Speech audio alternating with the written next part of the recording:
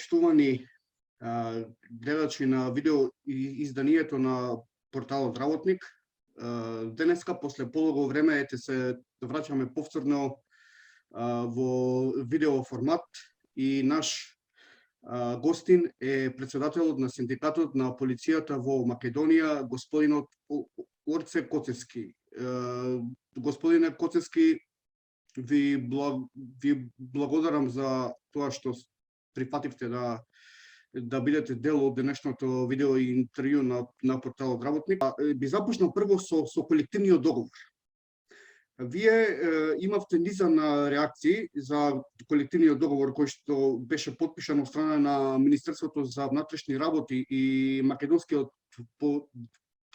полициски синдикат, а секако се однесува на вработените во МВР. Кажете ми, кои се недостатоците на овој колективен договор? Најпрвен поздрав до вашите гледачи, поздрав до сите вработени во Министерството за внатрешни работи. Во поглед на ова прашање, може да се согласам, од преднодамна пред Министерството за внатрешни работи направивме прес каде што потсетивме дека полицијата никогаш како досега не било толку понижувана како што е досега со потпишувањето на овој, како што го нарековме, штетен колективен договор на Министерството за внатрешни работи. За жал, денес сме сведоци на еден преседан и крајно неморално и неетичко уништување, назадување на правата на работниците во Министерството за внатрешни работи. Преточен во нешто што е само налик на колективен договор, потпишан од министерот Оливер Спасовски и председателот на Македонскиот полициски синдикат Кице. Она што ние како синдикат можеме да го кажеме е тоа дека е срамно претходно најавеното од страна на потписниците дека се задржани сите права од претходниот колективен договор. Една од најболните точки за работникот во МВР, исплатата на доток за прековремена работа. Она што и двете страни го премолчија, а тоа е секогаш е расипаното, оштетеното и трудото. Овој пат Македонскиот полициски синдикат не ги извести вработените дека сега со овој штетен колективен договор ќе се исплаќаат единствено само 32 прековремени часови, што и до сега беше пракса. Но се што ќе се оствари како прековремена работа на 32 часа во текот на месецот, работникот ќе смее да користи исклучиво слободни денови. Замислете какво кршење на правата на работникот.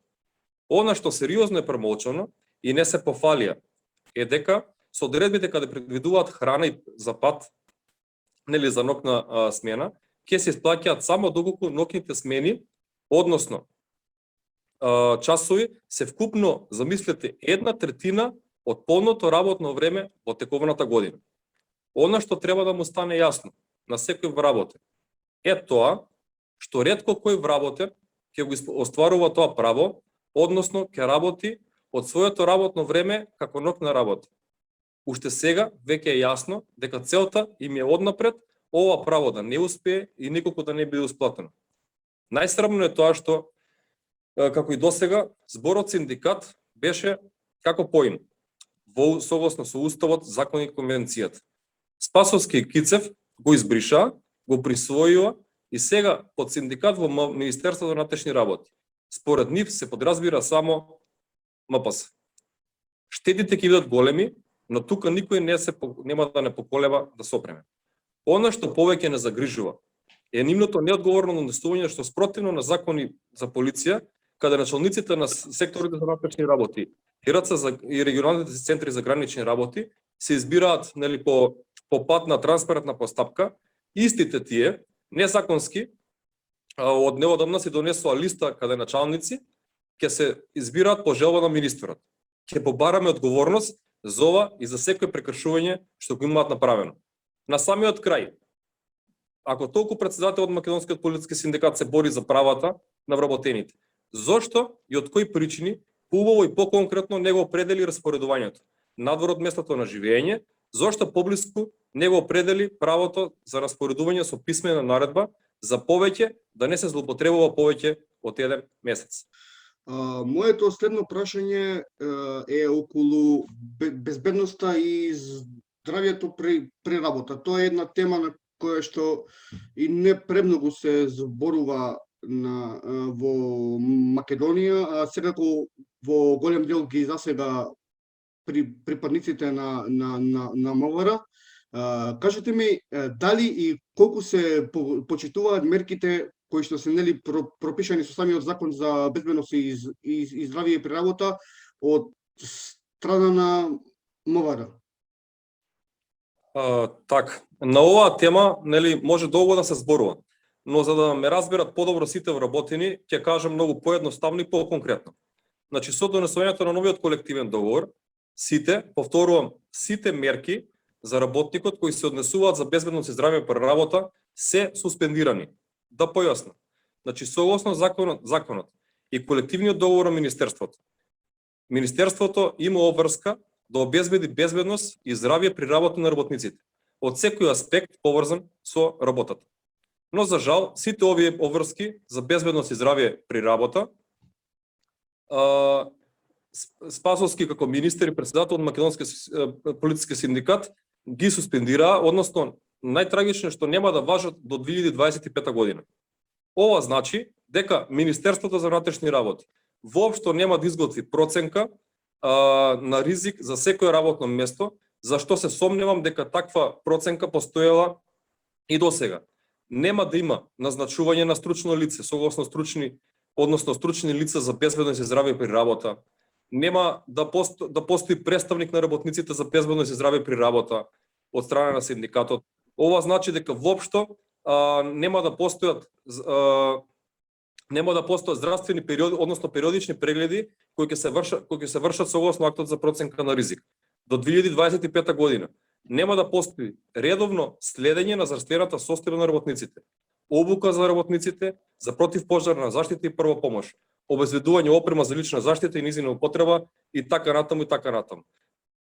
До министерот ние како синдикат на полиција Македонија испративме известување со кое реагиравме дека пролонгирањето на наведените одредби за безбедност и здравје при работа на работниците представуваат директно кршење на постојните одредби од Уставот на Република Македонија, како и од Законот за безбедност и здравје при работа. До министерот, синдикатот на полиција во Македонија испрати известување со кое реагиравме дека пролонгирањето на наведените одредби за безбедност и здравје при работа на работниците во Министерството за внатрешни работи представуваат директно кршење на постојните одредби од Уставот на Република Македонија, како и од Законот за безбедност и здравје. До овој момент постои молба од страна на министерот, но тука не сопираме, како синдикат ќе ги преземеме сите мерки согласно Уставот и Закон. Во ред. Полициските службеници беа и се активно вклучени нели во борбата против огнените стихии кои што го зафатија источниот дел на Македонија. Кажете ми колку според вас нашите полициски припадници се подготвени да се справуваат со вакви непогоди? Јас стварно не знам навистина како да одговорам на ова прашање. Најнапред ќе кажам фала му на Господ што ни еден полициски службеник кој учествуваше во гаснењето на пожарите не се повреди со оглед на тоа дека ни еден полициски службеник скоро и да нема поминато било каква обука во поглед на тоа како да гази пожари. Јас тука ќе си земам со право да поставам едно прашање. Со каква униформа гаснеа пожари полициските службеници? Дали до местото на пожарите пристигнуваа со сопствени чевли или патеки што сами си ги купиле, или таа опрема ја набавило министерството? Срамота е скоро 6 години да бидеш министер и да ти требаат уште најмалку 30 и повеќе години за да ги набавиш и последните делови на униформа за полицијата. Министерот, замислете, се отепа од фалење дека набавил униформа за полицијата. Тоа е апсолутно неточно. Односно, може би набавил само за специјалните единици, ЕБР или ССБ. Но состојбата кај останатите преку 80% униформирани полициски службеници во поглед на униформата е катастрофална.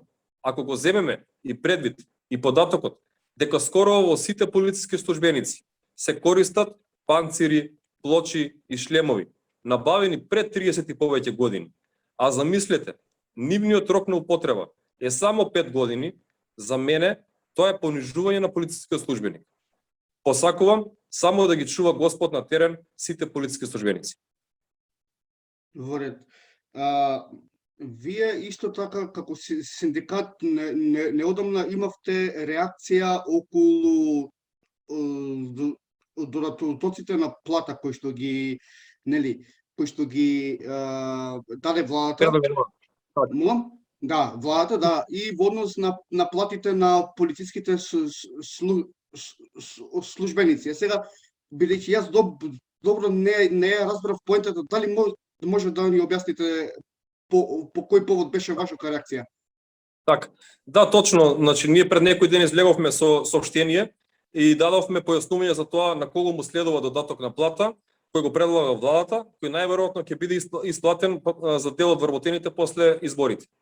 Она што треба да биде јасно е за на вработените да им стане појасно. Во самата уредба е предвидено дека додатокот на плата не се исплаќа на вработените во Министерството за внатрешни работи, на кои им е утврдено правото на додаток за плата со посебен закон или колективен договор. Значи, вработените треба однапред да знаат дека ова право, согласно наведената уредба на владата, нема воопшто да важи за сите вработени. Сега ќе ги наборам, воздухопловниот персонал, специјалната единица Тигар, единицата за брзо распоредување, посебната единица за подршка, единицата за интервентна полиција, сите вработени во одделението за лично обезбедување на сите високи функционери во државата, работниците во издвоените објекти во Министерството, единицата за прикриени полициски службеници, работниците од одделот за информатика и телекомуникации. Замислете каква дискриминација е направена. Како синдикат сметаме дека овој потек на владата е срамен и изготвен на брзина и како синдикат побаравме сите вработени да добијат покачување на платите, а не додаток кој би го добиле одредени вработени за чија селекција ќе одлучува само еден човек, односно раководител. Сметавме и понатаму сметаме дека на овој начин министерот Спасовски создава се, само не задоволна и мотивирана полиција. Во ред и моето последно прашање за овој интервју, вие постојано, значи, од вашето формирање па се до денешен ден, постојано го критикувате министерот за внатрешни работи и одлуките кои што ги носи. Се разбира се, имате право нели на критика, вие најдобро знаете кој дел не е исправен, бидејќи сте таму, така сте во МВР. И сега кажете ми, дали мислите дека ќе дојдат времења кога полициските службеници ќе се ценат повеќе? Најнапред сметам дека ние не го критикуваме министерот, односно ние само ја соопштуваме вистинската и реалната слика во министерството. Министерот дали ни се лути, дали ни замерува за тоа не е наш проблем, тоа е најверојатно негов проблем. Во однос на прашањето, значи сакам да кажам, да појаснам дека сите вработени се свесни каква е состојбата во самото министерство. И јас за тоа нема потреба ни да ги потсетувам. Денес во најголем дел работникот како никогаш досега е понижуван, навредуван, малтретиран, омаловажуван. Никогаш како досега немало поделба на ваши и наши. Жално е сега во 2021 година се уште да зборуваме дека не се почитува работникот и не се дава шанса на вистинскиот професионалец. Начело на раководни позиции поставија раководители кои секојдневно сеат стравки вработените, со секојдневно поднесување на десетици измислени дисциплински. Чест на исклучоци, не се сите исти. Во оваа состојба да биде таква, што е во голем број допринесе и одделот за внатрешна контрола, која сите преставки против раководители не ги работеше професионално и во најголем број преставките завршуваа како неосновани. Ако продолжи тој тренд, за брзо ќе ја пофалиме внатрешната контрола за тоа колку е професионална. Но, за среќа, не можеме сите да ја наведнеме главата. Постојат и работници кои имаат чест, интегритет и достоинство. Ке порачам и понатаму да работат професионално согласно правилата и прописите. Еден ден мора да ставиме крај на сите неправди кои се случуваат во Министерството за внатрешни работи. Ако бројката на таквите расте, верувам дека ќе успееме во тоа. Борбата за подобрување на условите и правата на работникот нема да запре тука. Ги повикувам сите вработени да ни се приклучат во што поголем број за заедно да успееме во тоа. Ви благодарам за одвоеното време повторно Благодарам. и се надевам дека ќе имаме и следна прилика да позборуваме за други теми кои што ги засегаат политиските службеници. Вие, почитувани гледачи на видео изданието на порталот Работник, останете во добро здравје и чувајте се.